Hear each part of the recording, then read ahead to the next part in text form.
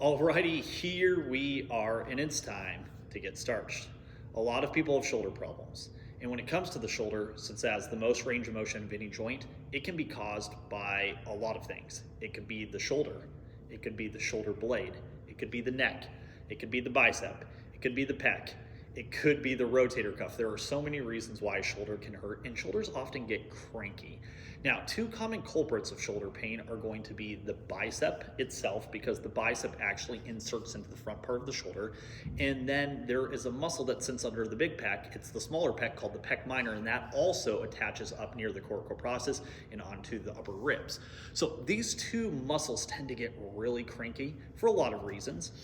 It's mainly because people tend to overdo it and overprogram and take way too many sets to failure, and they never train their shoulder to be able to handle the shoulder stuff that they're doing. So one of the reasons is actually poor shoulder extension, but that's for another time. Now, these are going to be 2 floor stretches, so you're going to do this on the floor, and they feel freaking amazing. They're a starting point because you eventually have to progress these with more load, but if your shoulder's been feeling really cranky, they can tend to help. Now, the first exercise is going to be more focused on the bicep, which is going to be where we have a straight arm. Now, we're going to be doing this stretch into the ground where our arm is completely straight and at a 90 degree. We can mess with a little bit of the angle. So if I start at 90 degrees, we can go up a little bit. And then when it's time to hit the pec minor, we're going to bend our elbow. The reason is if I have a straight arm, that's going to put more tension on the bicep. So the stretch will hit the bicep before it runs down into the deep pec minor. When I bend my elbow, it puts a little bit of slack on that. And then what we're going to do is we're going to actually have our elbow slightly elevated. So I'm going to do this on the floor. I'm going to be stretching my left shoulder.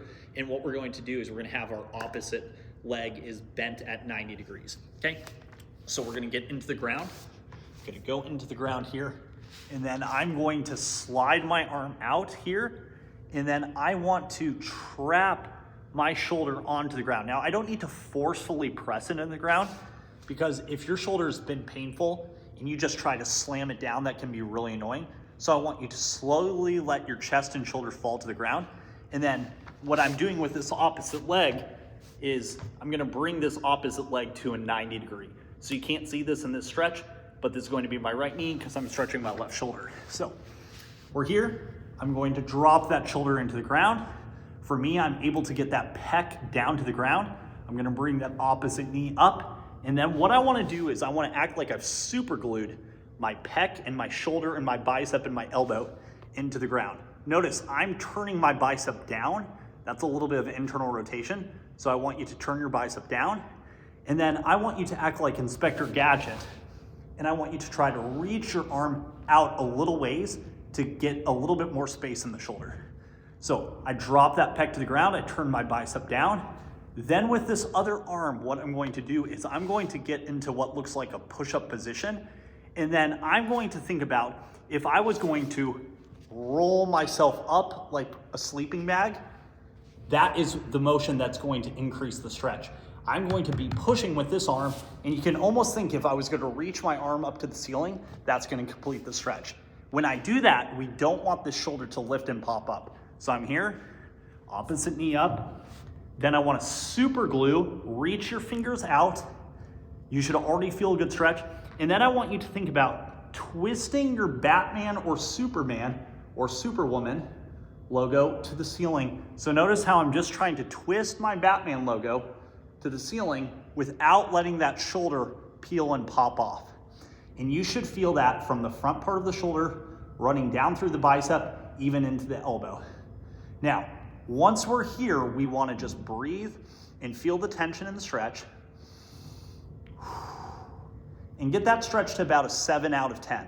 We don't need to go much more than that in the beginning and the first couple weeks, just because this is a vulnerable stretch for most people and they're not used to this intense stretch. Okay? Now, when it comes to loading this isometrically, I'm going to think about pressing my arm into the ground, and then I'm going to think almost like I'm doing a chest fly into the ground. So if I'm here, remember, internal rotation, notice how I internally rotate the shoulder down, glue my pec to the ground. So glue the pec, opposite knee up, and then I start to roll myself up, boom.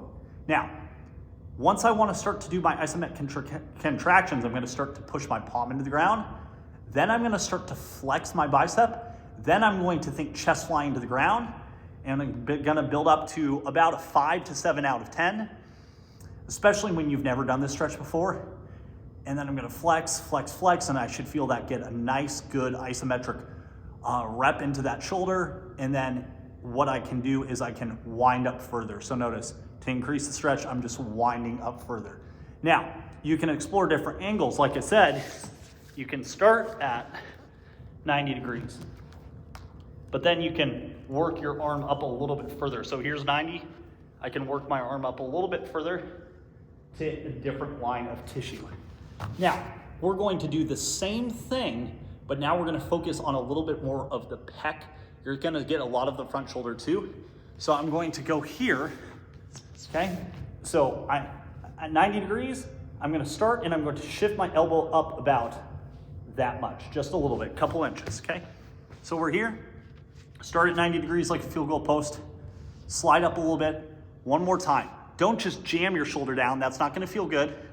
Let it sink, and you can see right there. So if I can get my shoulder to the ground here, and then if I bend my elbow and I'm stuck, that just shows you you're more restricted in your pec minor. Okay, that's important to know. Another person might be more restricted in their bicep and they'll be up here and they can't get that down. So here, and then one more time, don't jam and piss off your shoulder. Let it sink down low, and then go ahead and start your twist, and there's my starting position. Remember, don't go into your contractions right away. I want you to kind of creep and crawl and twist and move, and I want you to scan and search for where you feel the stretch the most. So notice, I'm slowly scanning the stretch until I feel a line of tissue that feels the tightest, and then I'm going to take that tight line of tissue, I'm going to isometrically load it so I get stronger and I build range of motion, which is strength and length at the same time, right? We don't want to just get more mobile. We want to be able to use this stuff under high load and high force. So once there, I'm going to start to press my hand into the ground. Then I'm going to push my elbow into the ground. Then I'm going to flex my bicep. And then I'm going to start my chest fly. Build up to about a 7 out of 10. Now, after a couple weeks, you can take it past the 7 out of 10. And then I'm going to sink in further. Notice, I should feel that shoulder want to sink down into the ground, right? And then I would do another rep. So I'm here again. So I'll switch angles for the camera. So I'm here, boom, and there I am, okay? So what I would do is I would do your straight arm stretch first to get a little bit of slack, then do your bent arm pec minor. And these floor stretches are incredibly simple. You can do them anywhere and they're really effective. And then I want you to see if one or both of those muscles is restricting your ability to move your shoulder. And that is going to be two of the common culprits when it comes to shoulder issues. And now you have a way of not just stretching them, but of starting to load them. Remember, we don't want to just sit passively in a stretch and just hope our shoulder builds more capacity. You need to treat this like your strength training, and over time you should be flexing harder, and then eventually we need to load this, right? Because you can only flex so hard on the floor against the ground. So this is a starting place, this is not an ending place, and that